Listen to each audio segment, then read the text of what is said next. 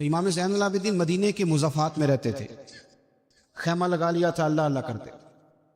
مختار کی فوجیں شمر کے پیچھے لگیں، گرمی کا موسم، گھوڑے پیچھے ہیں، چھپتا چھپاتا دوڑتا، گرمی میں تھوڑا بہت دوڑنا پڑے تو زبان باہر آ جاتی، اور انسان کے وجود کی عجیب کیفیت ہوتی۔ شمر ادھر آ گیا جہاں امام زین العابدین کا خیمہ تھا،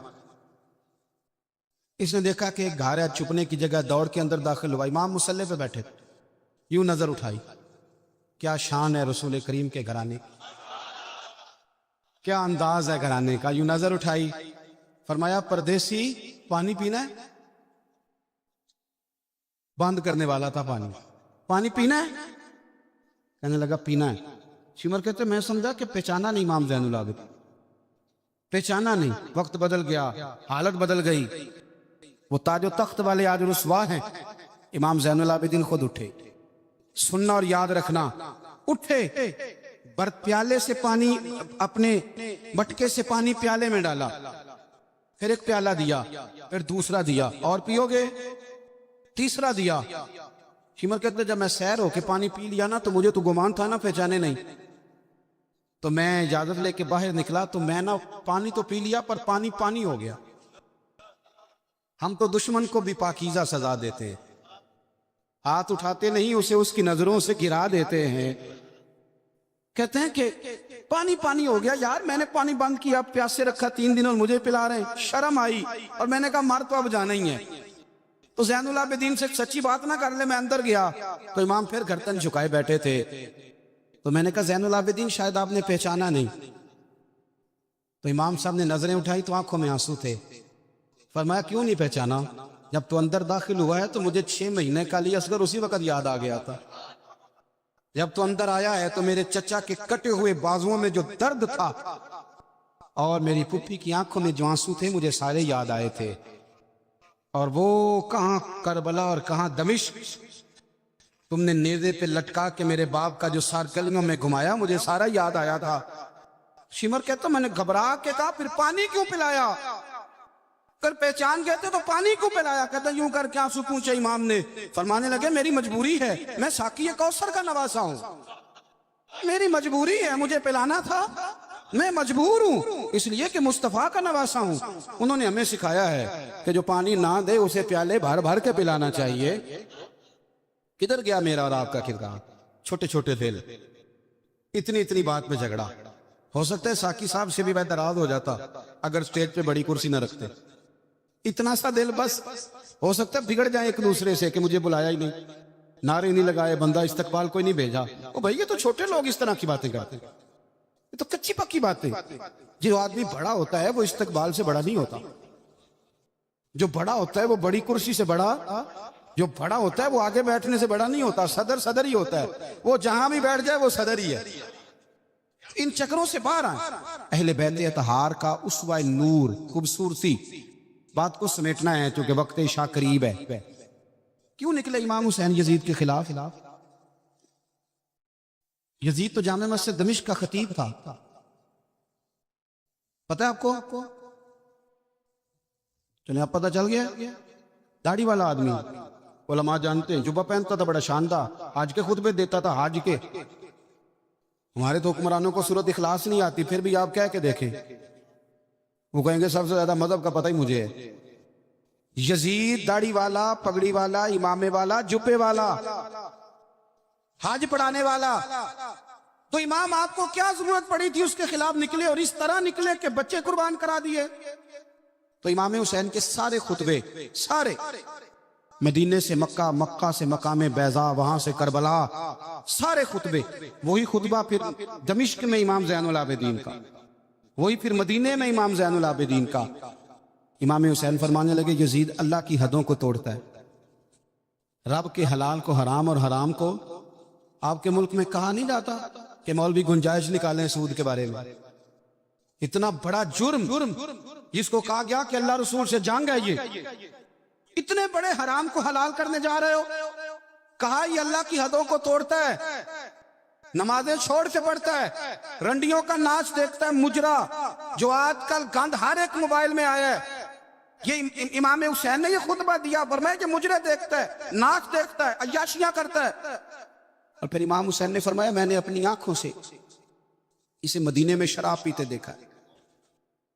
فرمایا جو اتنے بڑے کبائر کرتا ہو اس کے ہاتھ میں ہاتھ دے دوں؟ یار سمجھو تو صحیح, امام حسین کا جہاد تو بے حیائی کے خلاف, شراب کے خلاف.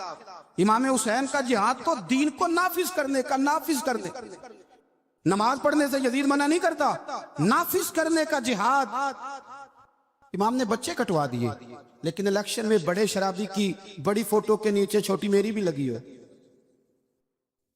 اور میں سب سے بڑا حسینی, سب سے بڑا, یرانے سارے شرابیوں سے, یزیدیوں سے, اور سب سے بڑا حسینی میں. سارا گند ملت کے جوانوں کے موبائلوں میں, لڑکیوں کے کالج کے آگے لڑکوں کا رش, اور بہت ساری بچیاں بیچاری پڑھنا چھوڑ گئیں, کالج چھوڑ گئیں, اس لیے کہ باپ نگرانی نہیں کر سکتا, ڈیوٹی نہیں دے سکتا.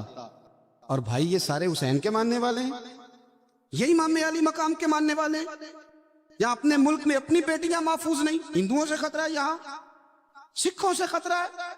او میرے عزیز یاد رکھ, اگر تو گند دیکھتا ہے, گند کو پروموٹ کرتا ہے, گند کی بات کرتا ہے اور اس بے حیائی کو فروغ دیتا ہے, تو قیامت والے دن امام حسین کا ہاتھ ہوگا, تیرا میرا گریبان ہوگا. حضرت علی اکبر میدان محشر میں کھڑا کر کے سوال کریں گے کہ میں نے بازو کٹوا دیے اور تیرے ہاتھ چلتے رہے گندگی کے لیے, اس کو پروموٹ کرتا رہا. حضرت علی اکبر سوال پوچھیں گے, نوجوانوں یاد رکھنا, نوجوان وہ نہیں ہوتا جو کہتا ہے کہ میں جدھر جاتا ہوں تو ادھر میں ہی میں ہوتا ہوں, مرضی سے سوتا ہوں, مرضی سے اٹھتا ہوں, مرضی سے کھاتا ہوں, 15 لڑکیوں کے میرے موبائل میں نمبر ہیں. یہ جوانی نہیں, یہ تو کمزوری ہے, آپ یہ تو نفس کی غلامی ہے. جوان تو وہ ہوتا ہے جتنا قد اونچا ہو اتنی نظریں جھکی ہوئی ہیں. جوان تو وہ ہوتا ہے جتنا زیادہ اللہ قوت دے, اپنے سارے معاملات کو, اپنی عقل کو, اپنی قوت کو وہ در رسول کا غلام بنا دے. محمد بن قاسم آئے یہاں لڑنے کے لیے, راجہ دہر سے مقابلہ, 17 سال کا نوجوان. کتنے سالوں کا بول کے بتائیں؟ 17.5 سالہ دا منڈا کی کر لیندہ ویسے, برگر کھانے کے علاوہ, گھر میں لڑائی کرنے کے علاوہ. اور یہ غلطی ہماری ہے, ہمارے ہاں کوئی بڑا نہیں ہوتا, جب بچہ ہوتا ہے تو کہتے ہیں ابھی بچہ ہے, اس لیے غصہ کرتا ہے. اور جوان ہو جائے تو کہتے ہیں خون گرم ہے, بوڑھا ہو جائے تو کہتے ہیں انہیں پتہ ہی نہیں لگتا. یہ سیانے ہونے دی کیڑی عمر ہے جی, وہ بھی بتا دیں, اس کا بھی کوئی بہانہ بتائیں, کب سمجھدار ہوگا. 17 سال کا نوجوان, عشق لگا سی کھیڈاں کھیڈ دی, تو پھر کھیڈاں بھول گئیاں, کجل پایا سی یار دے ویکھنے نوں, پھر وہ دی یاد وچ روندیاں ہی ڈول گئیاں. حیدر شاہ اس کلی کدے نہ رول دی, پر ہن تے رول گئیاں. محمد بن قاسم آئے تو ایک بزرگ نے دیکھا محمد بن قاسم بڑے پریشان ہیں, کہنے لگے پتر خیر ہے, خیر ہے؟ تو کہنے لگے حضور نہ تو رسموں کا پتہ ہے ہندوستان کے, اور سنا ہے راجہ دہر کی فوج بھی بڑی مضبوط ہے, کیسے لڑوں گا؟ کہنے لگے بیٹے تو ہمت کر, میں دعا کروں, اللہ تیری مدد کرے. چند دنوں کے بعد وہ بزرگ پھر ملے تو محمد بن قاسم بڑے حشاش بشاش, تو بزرگ کہنے لگے آج بڑے حشاش بشاش ہو, خیریت ہے؟ محمد بن قاسم کہنے لگے حضور مجھے پتہ چل گیا ہے, 2 سے 2.5 گھنٹے لڑے گا راجہ دہر پھر بھاگ جائے گا, اس سے زیادہ میرے مقابلے میں ٹھہرے گا نہیں. کہا کیوں؟ کہنے لگے میں نے پتہ کرایا ہے, وہ نظر کا گندہ ہے, انہیں معلومات کرائی ہیں, اس کی تو پھپھی کی, ماموں کی, خالہ کی, چچا کی بیٹی اس کی گندی نظر سے محفوظ نہیں, جن کے پیٹوں میں رزق حرام ہو اور آنکھوں میں بے حیائی ہو, وہ کبھی کسی میدان میں کھڑے نہیں رہ سکتے, 2 گھنٹے سے زیادہ کھڑا نہیں رہے گا. کہنے لگا حضور میں 17 سال کا نوجوان ہوں, یا میں نے کعبہ دیکھا ہے یا قرآن دیکھا ہے, اور جب دل زیادہ للچاتا ہے تو مصطفیٰ کی قبر انور کو دیکھا کرتا. ہم نے باحیا زندگی رکھی ہوئی ہے. سنیں اللہ جزائے خیر, سنیں امام حسین نے نا سر سجدے میں کٹایا اور تلاوت نیزے کی نوک پہ بھی جاری رہی. آج محفل سے جانے کے بعد جس نے 2 نفل نہیں پڑھنے اور سپارہ قرآن پاک کا نہیں پڑھنا, مجھے یہ لگتا ہے کہ اس نے بھی محفل کا مزہ نہیں چکھنا. کم از کم اتنا تو کرو یار کہ سپارہ روز کا. حضرت عبداللہ ابن زبیر امام حسین کی شہادت پر تقریر کر رہے تھے اور فرما رہے تھے تم نے کوفیوں ظالموں اس کو شہید کر دیا جو 3 دن سے پہلے قرآن پاک ختم کیا کرتے تھے, اور میں جب بھی دن میں انہیں ملتا تھا انہوں نے روزہ رکھا ہوا ہوتا. 3 دن میں قرآن ختم کریں تو روز کے کتنے سپارے بنے؟ میں اور آپ کتنے پڑھتے ہیں؟ میں گزارش کرتا ہوں، میں منت کرتا ہوں، کچھ نہ ہو سکے نا، میرے اسا فرمایا کرتے تھے کچھ نہ ہو سکے تو قرآن مجید ایک دفعہ گھر میں کھول ہی لیا کرو۔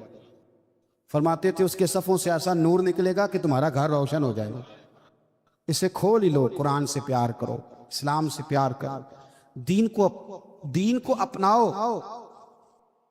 بچے اس وقت نہیں نماز پڑھیں گے جب آپ گھر میں لیکچر دیں گے کہ نماز پڑھنا چاہیے۔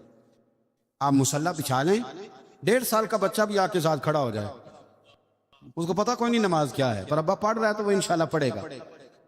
ماں سویرے قرآن مجید کھول لے، 3 سال کی بیٹی جس کو کچھ نہیں آتا وہ بھی سکاف لے کے نا اور سپارہ لے کے الف با تا سا پڑھے گی۔ او میرے بھائی، پھر وہ جب 3 سال کی بیٹی اپنے باپ کے لیے ہاتھ اٹھا کے دعا مانگے گی نا تو مجھے لگتا ہے اللہ رحمتوں کے سارے دروازے کھول دے گا۔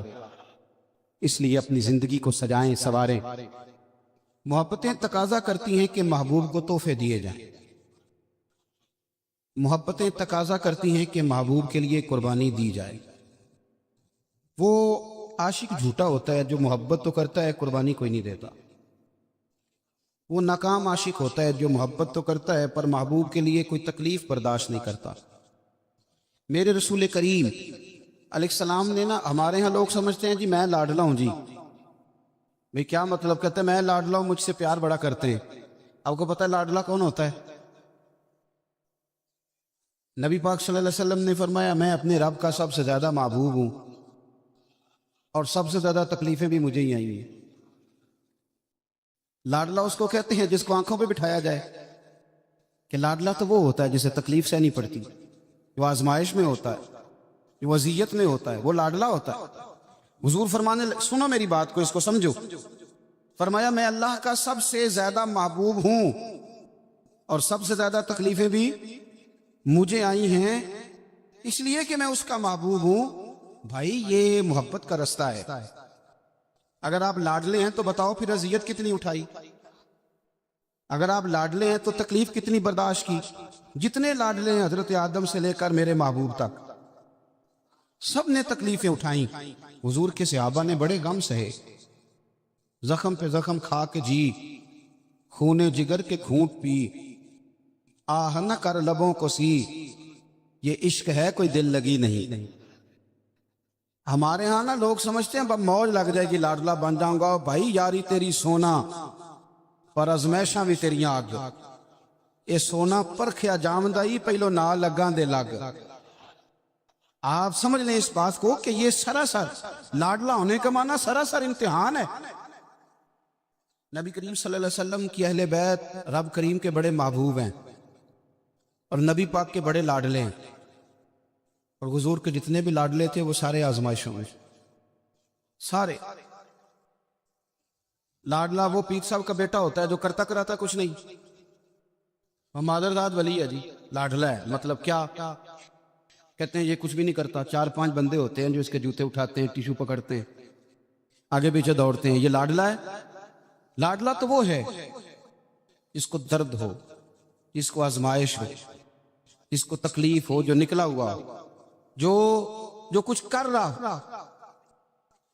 نبی پاک علیہ السلام کے اہل بیت لاڈلے، سیدہ عائشہ صدیقہ فرمایا کرتی تھی حضور کی ازواج میں سے حضور کو سب سے زیادہ پیار سیدہ خدیجہ الکبریٰ کے ساتھ تھا۔ سیدہ خدیجہ الکبریٰ رضی اللہ تعالیٰ عنہ مومنوں کی مائیں ہیں۔ حضور علیہ السلام سے نکاح ہونے سے پہلے وہ مکے کی ملکہ شمار ہوتی تھی۔ سونا ہے، چاندی ہے، تجارت ہے، کاروبار ہے، گھر ہے، ہر چیز۔ آپ فرماتی ہیں 20 کنیزیں میرے پاس ہوتی تھی، میں نے کبھی پانی کا پیالہ بھی اٹھ کے نہیں پیا تھا، اور پھر میں لاڈلی ہو گئی نبی پاک،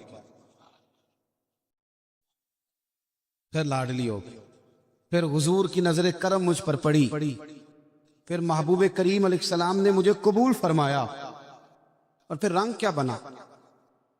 ظہر کے وقت ابن اسحاق کہتے ہیں ظہر کے وقت نبی کریم کی بارگاہ میں ساری دولت، ساری کنیزیں، سارے غلام حضرت خدیجہ نے دیے ظہر کے وقت۔ عصر سے پہلے پہلے میرے نبی نے سارا کچھ تقسیم فرما دیا۔ یہ بطور مثال بیان کرتے ہیں، فرماتے ہیں یوں سمجھو کہ ظہر کے وقت دیے اور عصر سے پہلے پہلے حضور نے بانٹ دیے۔ وہ بی بی جس نے کبھی بھی پانی کا پیالہ نہیں پیا تھا، پھر وہ گھر میں جھاڑو دیتی، پھر وہ چولہے میں آگ جلاتی، اور پھر وہ خاتون، دیکھیں نا، بندہ غریب سے امیر ہو جائے تو گزارا ہو جاتا ہے، اور امیر سے غریب ہونا پڑ جائے بڑی مشکل ہوتی۔ حضرت خدیجہ الکبریٰ نا باورچی خانے سے کھانا پکا کے نکلی، چولہا جلایا، اور جب نکلی تو 17 پیوند تھے پورے وجود پر کپڑوں کے۔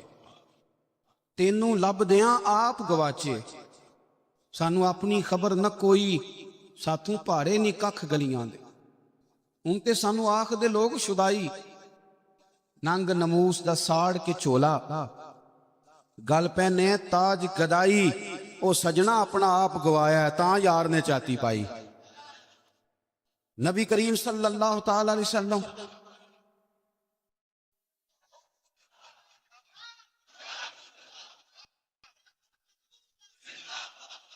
سنیں، حضرت خدیجہ نا کھانا پکا کے نکلی نبی پاک کے لیے، پرانا دوپٹہ، پیوند لگے کپڑے، ہاتھ کام کیا ہے تو ان پہ تھوڑی سی مٹی بھی لگ گئی۔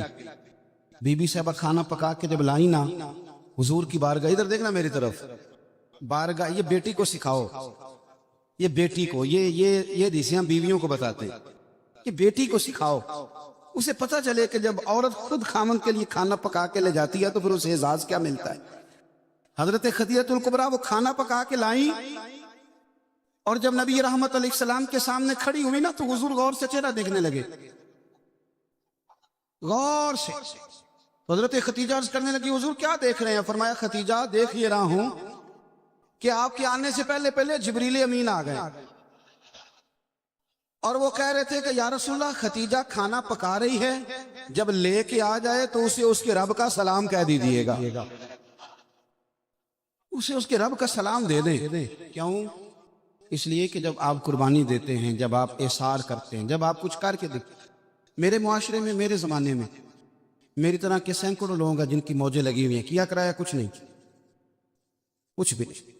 ہم نے نا دین سے کچھ لیا ہے، دیا نہیں، اور ہمارا آج بھی لینے کا شوق ہے، دینے کا نہیں۔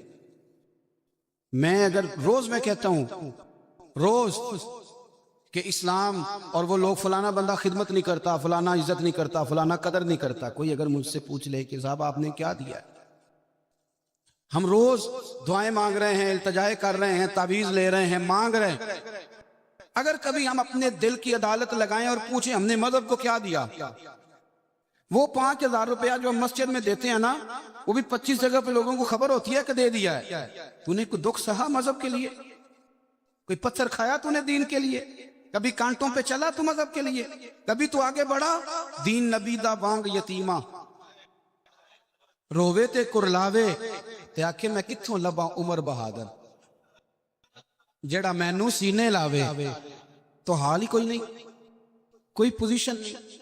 جو لوگ تھوڑا بہت دین کا کام کر رہے ہیں، علماء اور مشائخ، ان پر بھی ہماری تنقید سانس نہیں لینے دیتی، وہ بھی ہمارے نزدیک شاید وہ مخلوق ہی نہیں جس سے ہم پیار کریں، ہم انہیں حصہ نہیں بنانا چاہ رہے معاشرے کا، کبھی ان سے انسلاک نہیں چاہ رہے۔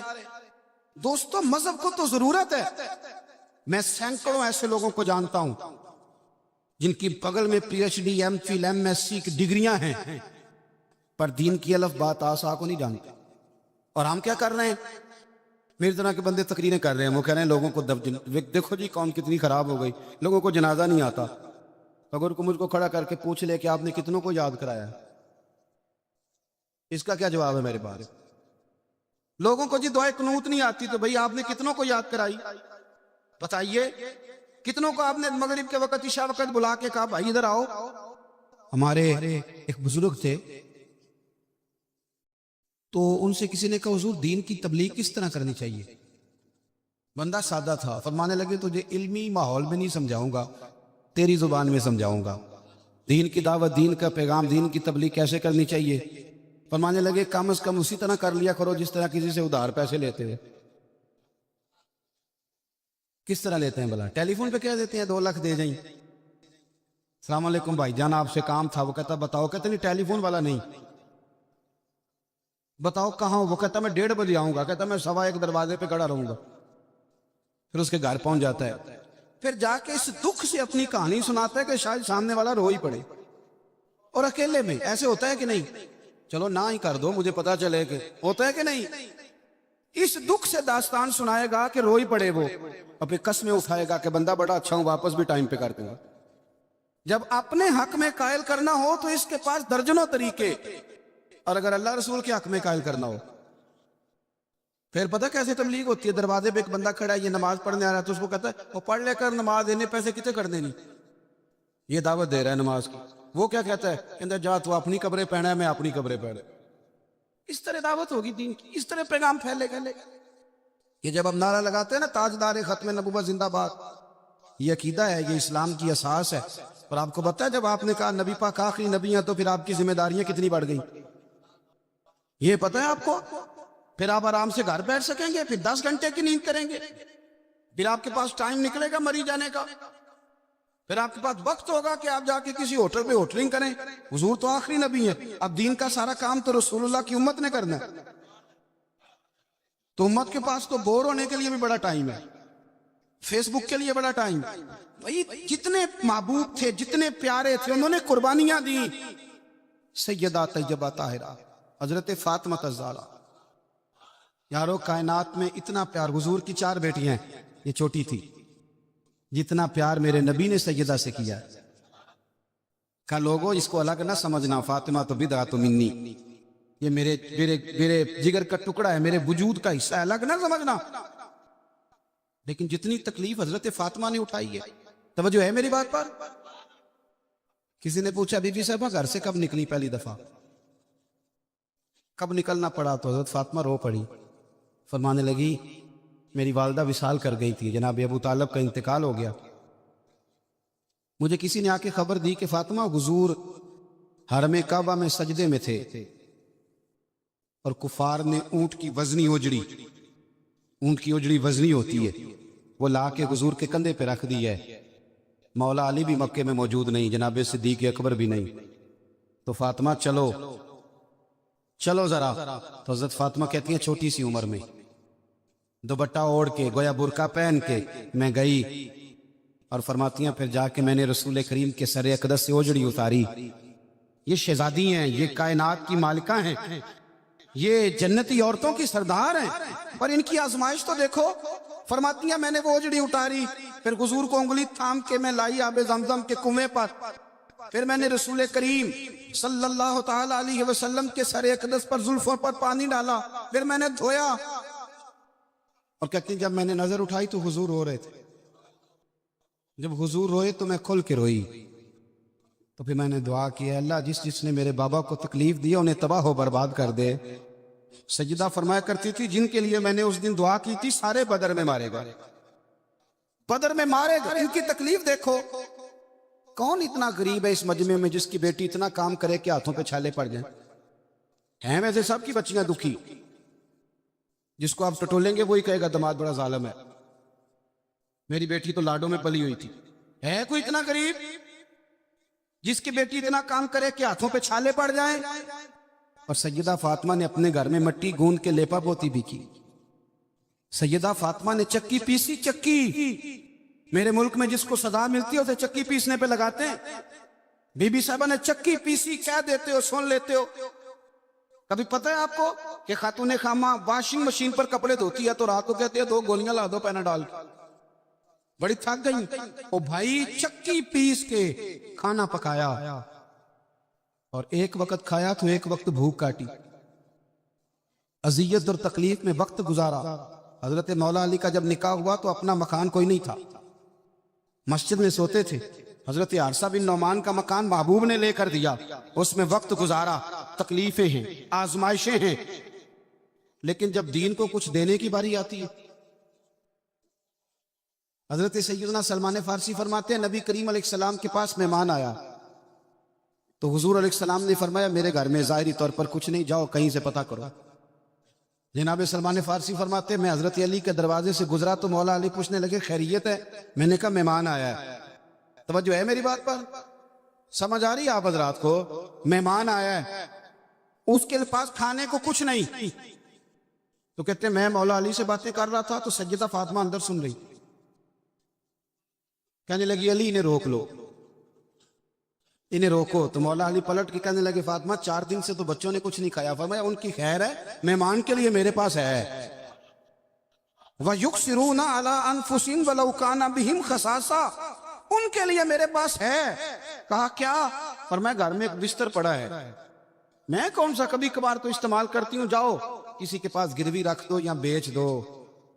او یارو کب ایسا ہوتا ہے، لیکن قربانی قربانی ہوتی ہے. حضرت سلمان فارسی کہتے ہیں میں شمون یہودی کے پاس لے کے گیا. توجہ ہے نا میری بات بار؟ میں نے کہا یہ گروی رکھ لو یا خرید لو اور ہمیں ایک مہمان کے لیے 3 وقت کا کھانا دے دو. تو کہتے ہیں وہ خوشبو سون کے کہنے لگا کہاں سے آیا ہے؟ میں نے کہا مولا علی کے گھر سے. کہتے ہیں وہ دوڑ کے اندر گیا، پھر آیا، پھر گیا، پھر آیا. 3ری دفعہ واپس آیا تو اس کے ہاتھ میں کچھ صفحے تھے. میں نے کہا یہ کیا ہے؟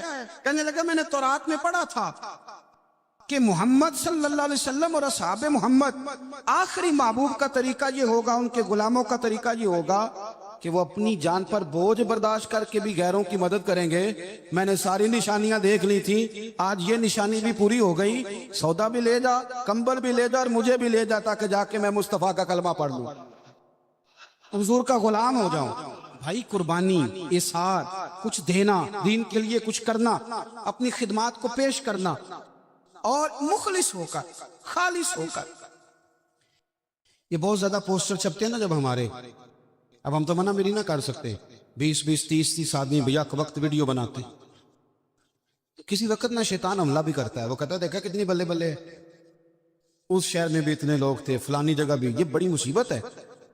آپ کو اپنے آپ کو روک کے رکھنا، کہیں کھڑا کرنا، یہ ایک بہت بڑی آزمائش ہوتی. اس لیے ملا رومی نے پورا کلام لکھا ہے. وہ کہتے ہیں زوال والے پر تو آزمائش ہی کوئی نہیں ہوتی، آزمائش تو ہوتی عروج والے پہ، زوال والے کو کیا.